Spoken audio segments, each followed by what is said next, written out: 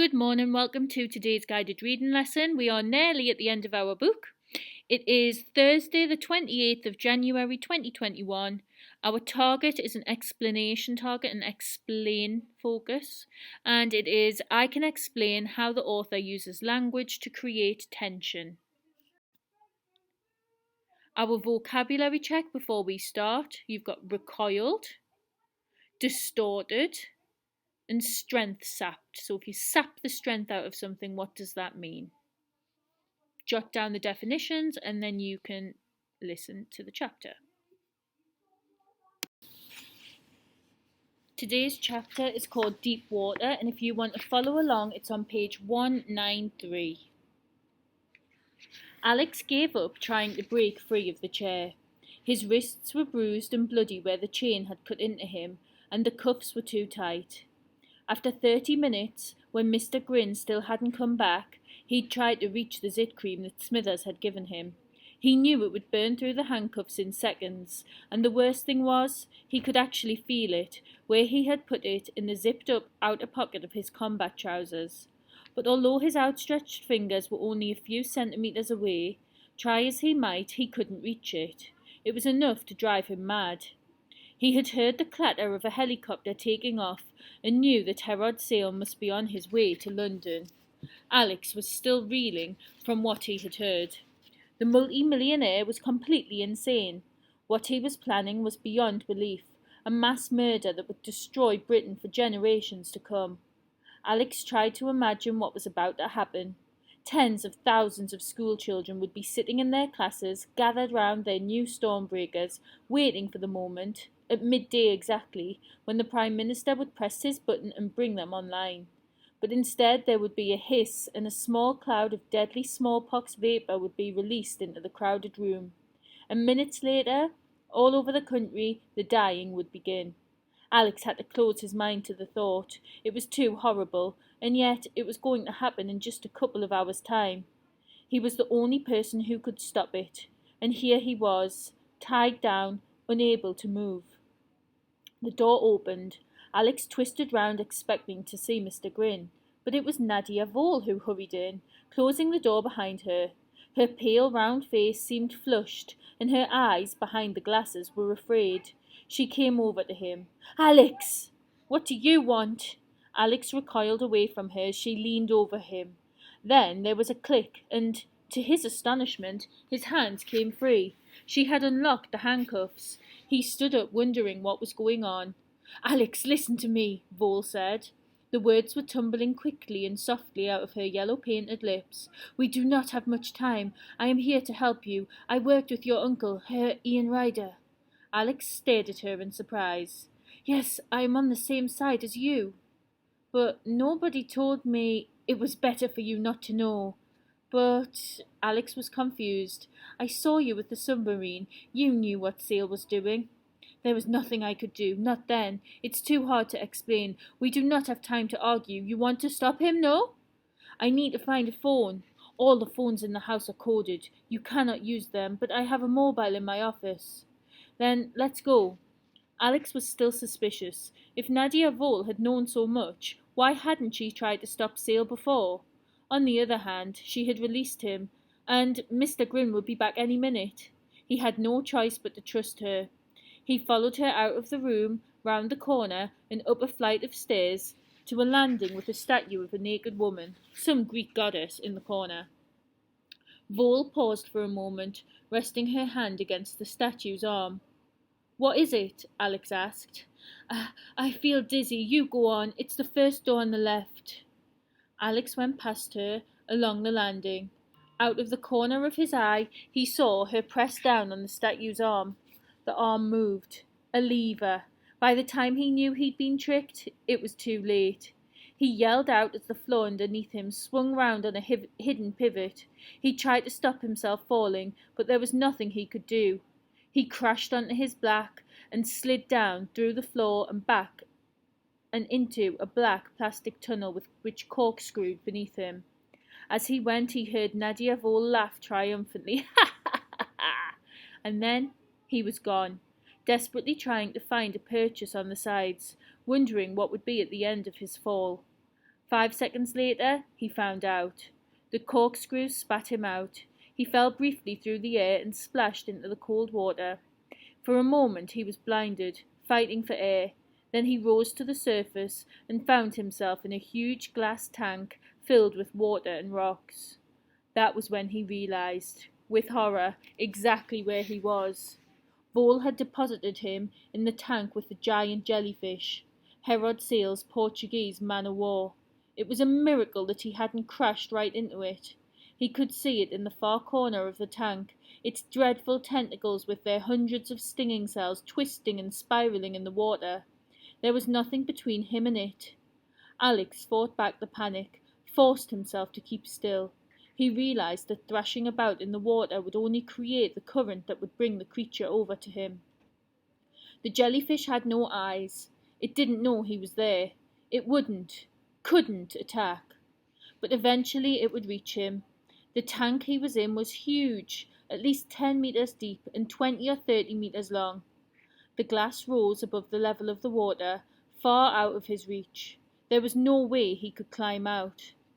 Looking down through the water, he could see light. He realized he was looking into the room he had just left, Herod Sale's private office. There was a movement. Everything was vague and distorted through the rippling water, and the door opened. 2 figures walked in. Alex could barely make them out, but he knew who they were.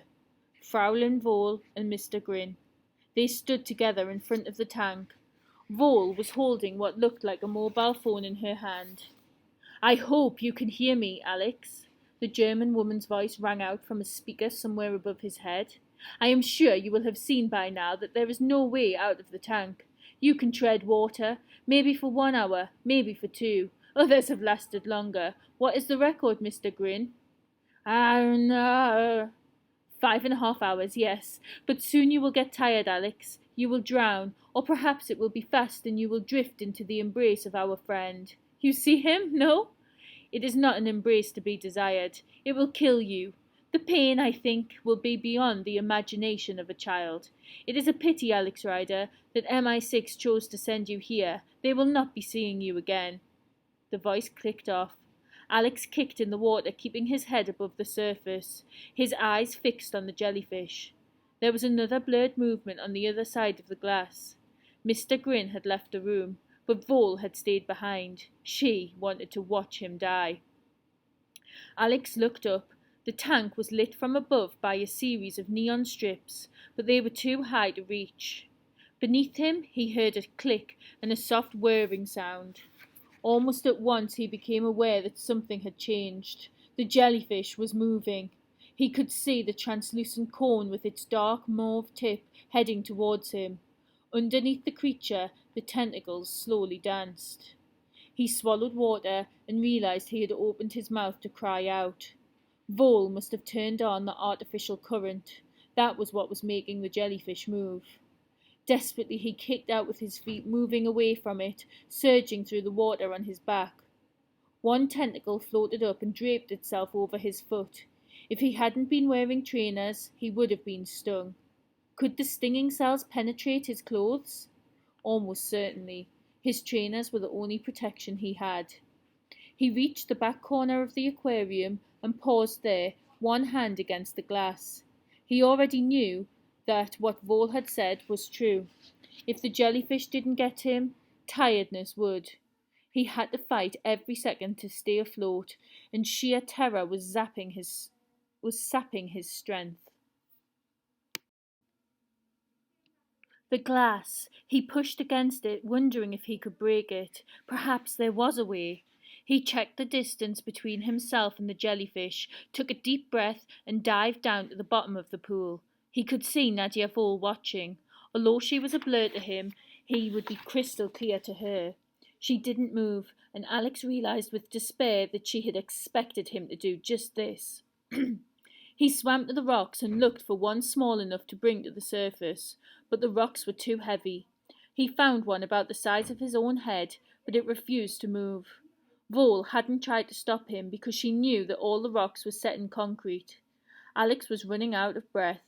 He twisted round and pushed himself up towards the surface, only seeing at the last second that the jellyfish had somehow drifted above him.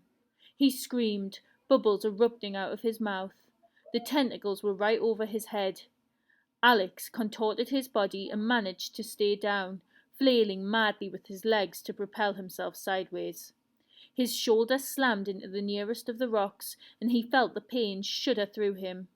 Clutching his arm in his hand, he backed into another corner and rose up, gasping for breath as his head broke through the surface of the water.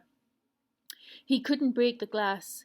He couldn't climb out. He couldn't avoid the touch of the jellyfish forever. Although he had brought all the gadgets Smithers had given him, none of them could help him. And then Alex remembered the cream. He let go of his arm and ran a finger up the side of the aquarium. The tank was a marvel of engineering. Alex had no idea how much pressure the water was exerting on the huge plates of glass, but the whole thing was held together by a framework of iron girders that fitted round the corners on both the inside and the outside of the glass. The metal faces held together by rivets. Treading water, he unzipped his pocket and took out the tube, zipped clean, for healthier skin. If Nadia Vole could see what he was doing, she would think he had gone mad. The jellyfish was drifting towards the back of the aquarium. Alex waited a few moments, then swam forward and dived for a second time. There didn't seem to be very much of the cream, given the thickness of the girders and the size of the tank, but Alex remembered the demonstrations Smithers had given him, how little he had used. Would the cream even work under water? There was no point worrying about that now. Alex held the tube against the metal corners at the front of the tank and did his best to squeeze a long line of cream all the way down the length of the metal, using his other hand to rub it around the rivets. He kicked his feet, propelling himself across to the other side. He didn't know how long he would have before the cream took effect, and anyway, Nadia Vole was already aware that something was wrong. Alex saw that she had stood up again and was speaking into a phone, perhaps calling for help. He had used half the tube on one side of the tank. He used the second half on the other. The jellyfish was hovering above him, the tentacles reaching out as if to grab hold of him and stop him. How long had he been under water? His heart was pounding. And what would happen when the metal broke? He just had time to come up and take one breath before he found out. Even under water, the cream had burned through the rivets on the inside of the tank. The glass had separated from the girders, and, with nothing to hold it back, the huge pressure of water had smashed it open like a door caught in the wind. Alex didn't see what happened. He didn't have time to think. The world spun, and he was thrown forward as helpless as a cork in a waterfall. The next few seconds were a twisting nightmare of rushing water and exploding glass. Alex didn't dare open his eyes. He felt himself being hurled forward, slammed into something, then sucked back again. He was sure he had broken every bone in his body. Now he was under water. He struggled to find air. His head broke through the surface, but, even so, when he finally opened his mouth, he was amazed he could actually breathe. The front of the tank had blown off, and thousands of litres of water had cascaded into Herod Sale's office.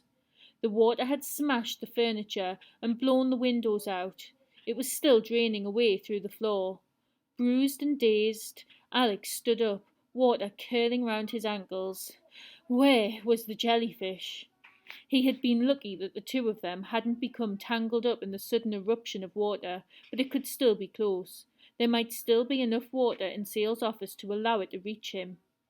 Alex backed into a corner of the room, his whole body taut. Then he saw it. Nadia Vole had been less fortunate. She had been standing in front of the glass when the girders broke, and she hadn't been able to get out of the way in time.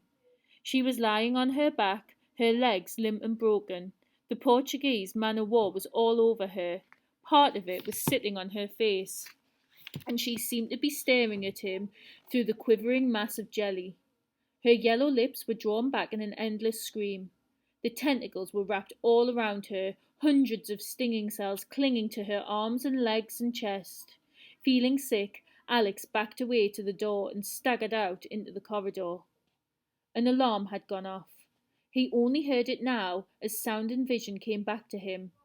The screaming of the siren shook him out of his dazed state. What time was it? Almost 11 o'clock. At least his watch was still working. But he was in Cornwall, at least a 5 hour drive from London, and with the alarms sounding, the armed guards and the razor wire, he'd never make it out of the complex. Find a telephone? No. Vole had probably been telling the truth when she'd said they were blocked. And anyway, how could he get in touch with Alan Blunt and Mrs. Jones at this late stage? They'd already be at the Science Museum. Just 1 hour left. Outside, over the din of the alarm, Alex heard another sound, the splutter and roar of a propeller. He went over to the nearest window and looked out. Sure enough, the cargo plane that had been there when he arrived was preparing to take off. Alex was soaking wet, battered, and almost exhausted, but he knew what he had to do. He spun round and began to run. Today's quick quiz. Why did Alex want to reach the zit cream?